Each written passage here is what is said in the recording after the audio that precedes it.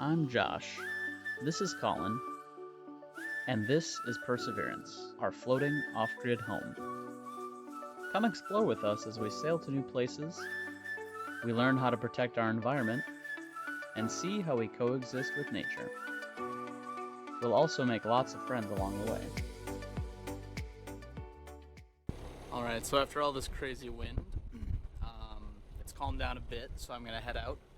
I don't think it was as bad as I think it was supposed to be here. Maybe it stayed offshore more, but it wasn't too terrible. Anchor held great. I had over like 6-to-1, maybe 7-to-1 scope out. The tide went up about 7 feet though, and I think it's normally only like 4 or 5 due to the wind, and it was a new moon. One loss I had was my Bimini window. We already had this hole on the other side. But when I was coming into the inlet after going from Beaufort or Beaufort, whichever one it is, to just north of Carolina Beach, that inlet up there, I was putting the sail away and I had the car all the way back for the Genoa sheet. And as I was putting it away, it was flapping and just whipped it just right and broke a little piece out of it. And with the wind we just had, it totally just fell apart over the last few days. So we'll be heading out here shortly, and it's about noon is my planned departure time. Getting on to the main river about 1-ish, maybe 12:30 depending on how fast I'm going. But the current doesn't really switch till right after 1, so I do really want to get that current in my favor, because it's a pretty high current. It might only be like 1 or 1.5 coming up, but it's like up to 3 or 4 going out, especially with how high the water is right now. I'm sure it'll be really fast. So I want that boost, as well as I don't want to arrive too early into Charleston. Everything looks good, weather looks good, so I'm gonna head out and be on our way. So I had to give a little bridge update, clearance-wise, for a bunch of boats that are trying to come through Snow's Cut, this Carolina Beach bridge. Right now the tide with the wind and the new moon is at least plus 7 feet. So the bridge here, if you can see 8 fender boards, active captain says that's about 65 feet. And currently there's only 5 showing, so definitely too short for 65-foot boats. Even 63-foot boats, I would be sketched out. Anyway, in Snow's Cut, you can see these beautiful, I don't know if it's sandstone or just regular soil, dirt cliffs, but it's pretty awesome in here. Always trying to watch for debris. Still in the Snow's Cut here. There are a bunch of logs and crap in the water right now. I'm sure the wind has taken down more branches over the last few days, so they're floating around. There's a whole big line of crap up here, so we'll see if it's actually anything to fret about or not. Last time we transited this area, the water was 3 feet lower. This time, with record flooding, I had debris to contend with, but I didn't have to worry about the depths. Check out episode 9 to see how we used Bob's tracks and different charts in this area.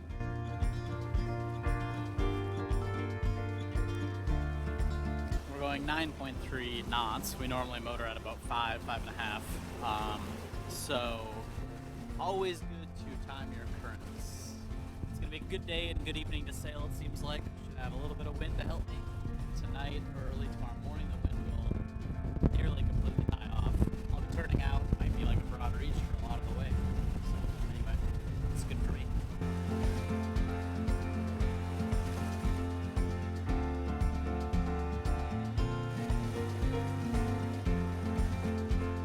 Beautiful sunset. I'm still getting like 6.5 knots of speed.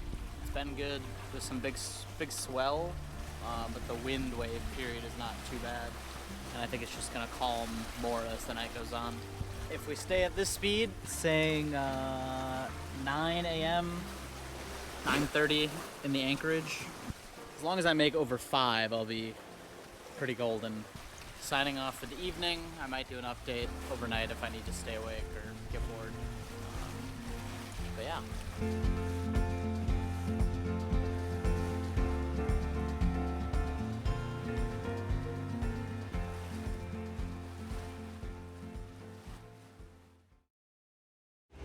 It's about 3:20 Still going strong. I might make some coffee here. Feeling pretty good. The night has been great. I sailed for a long time, 7 knots, but I sailed over 5 knots up until about 10:30, I think it was. And then I had to turn the motor on lightly. I've slowly been increasing it. I cannot wait to see Colin. He's been gone. I mean, it'll be like 15 days by the time I see him, I think, which is far too long. Because I like to have my alone time every once in a while, but like, I don't know, 15 days is crazy. I miss him a lot, so. Anyways, I'm excited to see him. He'll be in a couple days. Actually, today. Later today. I'll probably only sleep a few hours, and then I'll pick him up in the dinghy. Maybe stay up for a bit, and then pass out super early. We're probably gonna do a quick grocery shopping run, maybe laundry, if it makes sense. Otherwise, we're just gonna continue, leave Wednesday night, and get to Florida.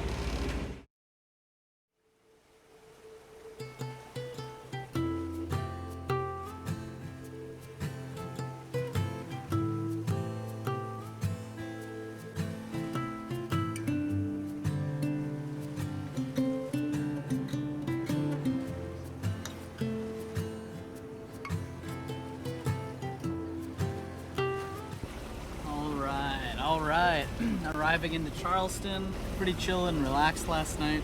My hair is probably crazy as always. Looks like there's some buoys around the fort that were not there before. I feel like we sailed a lot closer to the fort last time. Fort Sumter, I think.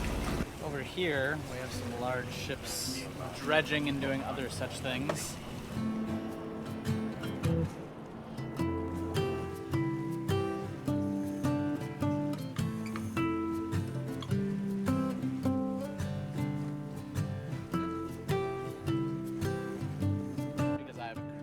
Passing me, but basically acting on the rudder as though I'm driving in reverse.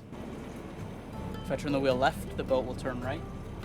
If I turn the wheel right, the boat will turn left. This is keeping me from getting to this bridge before I want to. After a long trip solo from Norfolk, Virginia, all the way down to Charleston, South Carolina, and 15 days alone on the boat, I was excited to finally see Colin again. Where are we? On the boat. So we're in Charleston, and we are having a Charleston day. So we're going to take the dinghy in to the boat ramp here at Wapoo Creek and go find a cool brunch spot downtown. Maybe go to the aquarium or something. We're just going to kind of play it by ear. Explore day. Explore day. Charleston day. Yeah. Explore with perseverance. Exploring Charleston day. There you go. Perfect. All right, let's go.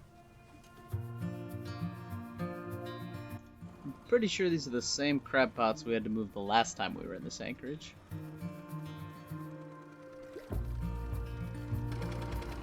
Oh, this is big. Holy shit. This crab's... All right, mission successful.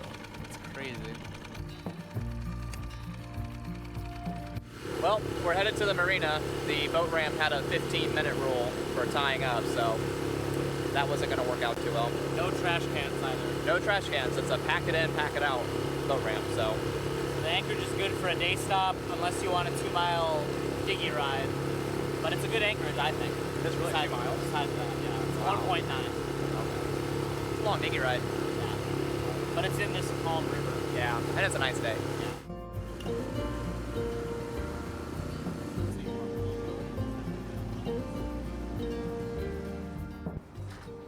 So something I forgot is there's a shuttle that goes downtown from this marina. Oh. I don't know if it's like a marina provided thing or a city thing. Probably a city thing. Got a dinghy permit. Was it $5 for the day? Yes. Cool. So now we got to relocate to dinghy dock. Yes. To the, I think we have to go out and around.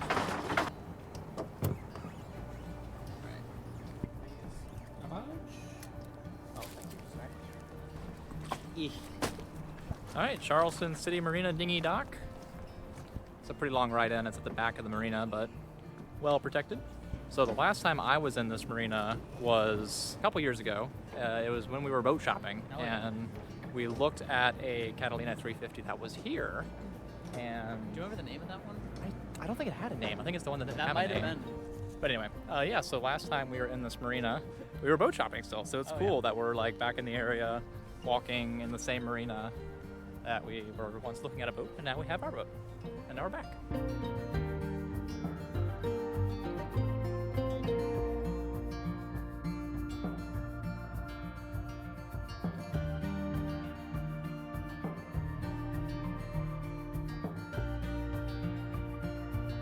So breakfast was great. We went to a brunch, I should say. We went to Toast, and now we're gonna check out the market. Alright, cool market. Good. Josh got some spices. Got some spices. That's it. There was some fun stuff in there, but Yeah.